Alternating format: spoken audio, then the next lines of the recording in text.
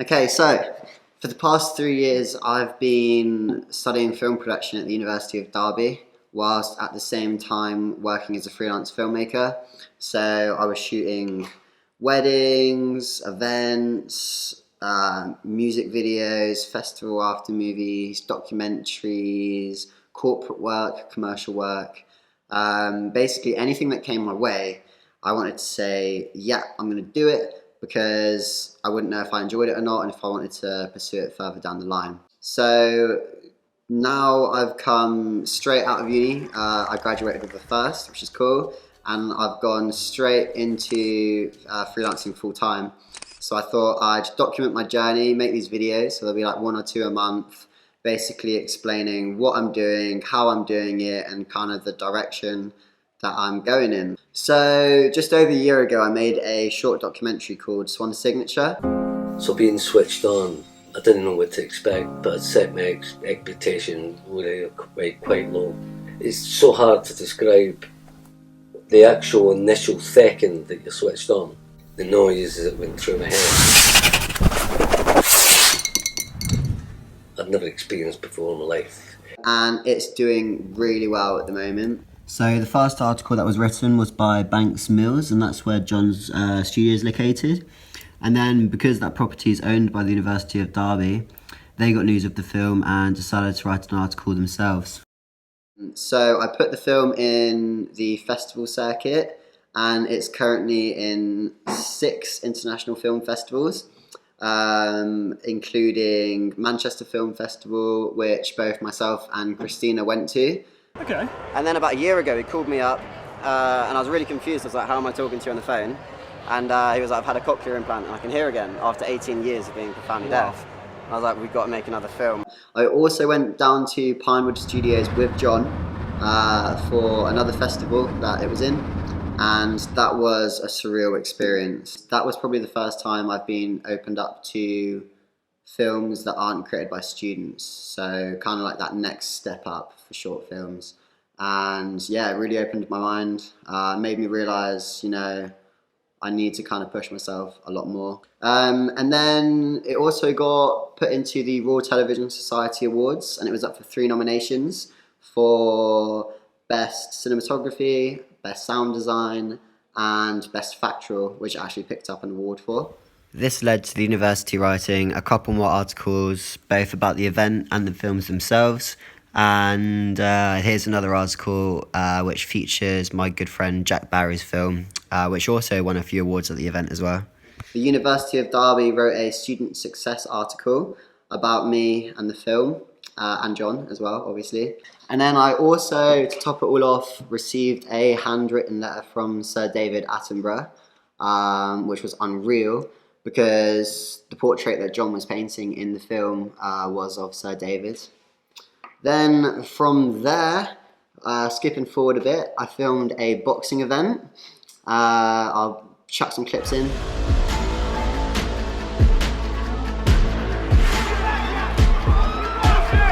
And then I've always wanted to combine film and fashion. So when a fashion student from the University of Derby sent out an email asking for a film to be made for her new collection, I was like, yes, let's do it. And obviously I went straight to Christina and I was like, babe, we need to make a fashion film. So we completely decked out my front room. We took all the sofas out and everything, and we started hanging loads of fabrics and flowers, and I found some windows from the street and just chucked those in to get some nice layers in the image. And yeah, that was pretty fun. I really enjoyed that. We shot that on the red with some cine prime lenses and looking beautiful, filled the room with some haze spray, got some beams of light coming through.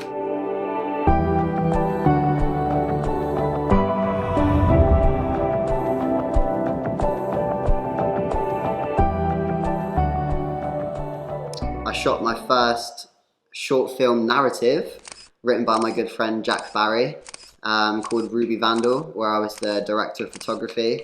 And I'm actually going to make a separate video on this because there's quite a lot to talk about in that video. But yeah, I'll link in some more clips. Cleaning your rainbow coloured shit off the wall. Come on, boys, move on now. Fucking talking to you, Grabs. Man's gonna chat to me. So after I edited this boxing event video, the guy who runs it, Sam, said to me, Josh, I'm getting married in Corfu. Do you want to come out and film my wedding? So obviously I was like, yes, that'd be amazing. So I flew out to Corfu with the photographer from the boxing event as well, called Tom Ragg. He's a cool guy. And yeah, we shot this wedding and we went on a couple of sunrise missions and just captured some beautiful content.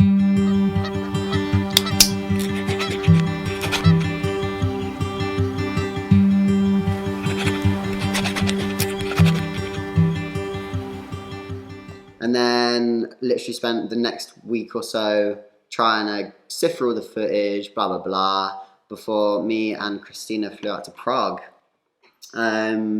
Now, I've always wanted to kind of get into more portrait photography. So we put on some pretty cool outfits and found some nice little locations. And yeah, just took a lot of portraits. So snap, snap, snap, snap, snap, put them in now.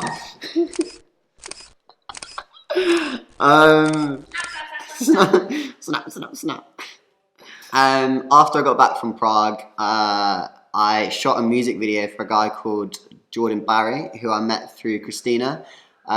He's an independent artist that's created some pretty cool music, and he's going places at the moment, so it was really nice to actually get to collab with him.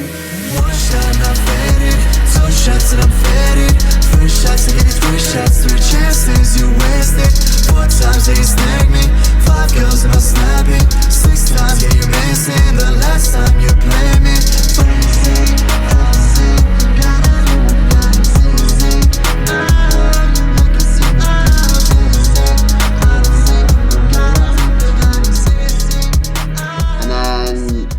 Film some corporate work for the university, which was a lot of interviews, and I think that whole project took like 50 plus hours in total. That was a lot of editing. Building on that idea that we wanted to work that we're doing to have mental health and well-being. So filming for the university for the corporate work was the 29th and the 30th of July. Then on the 31st I filmed Roxanne's wedding.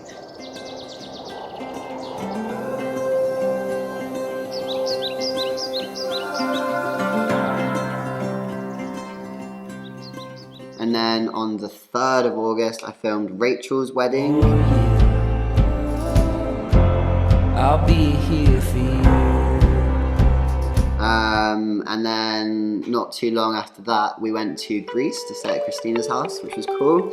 And that was a lot of editing out there.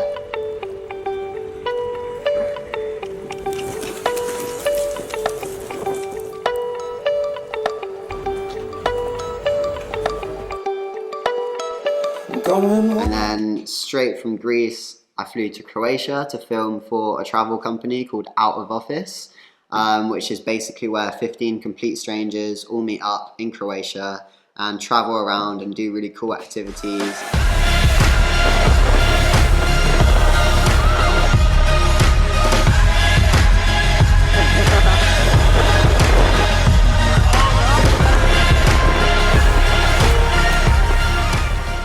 And then I flew back to England on the 6th of September, and then on the 7th of September I shot another wedding.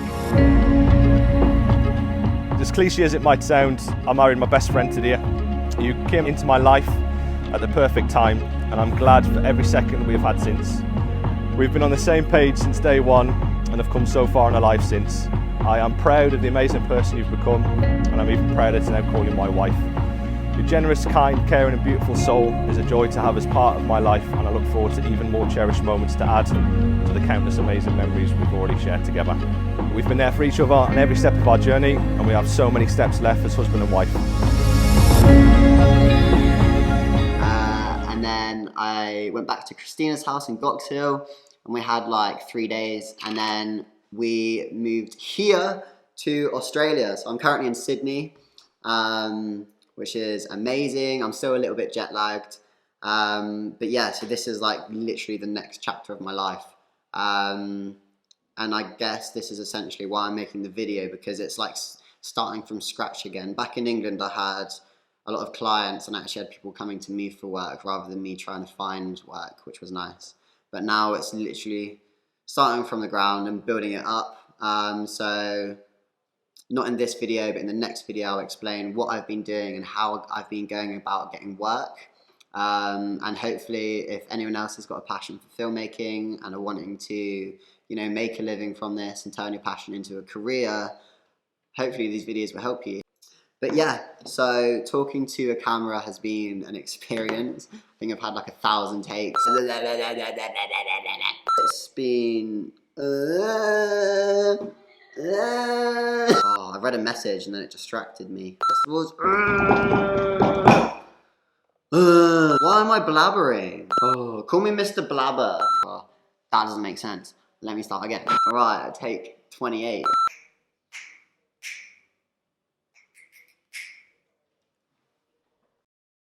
And I still don't feel normal doing it. But yeah, this is the first video. I hope you've enjoyed it. Peace.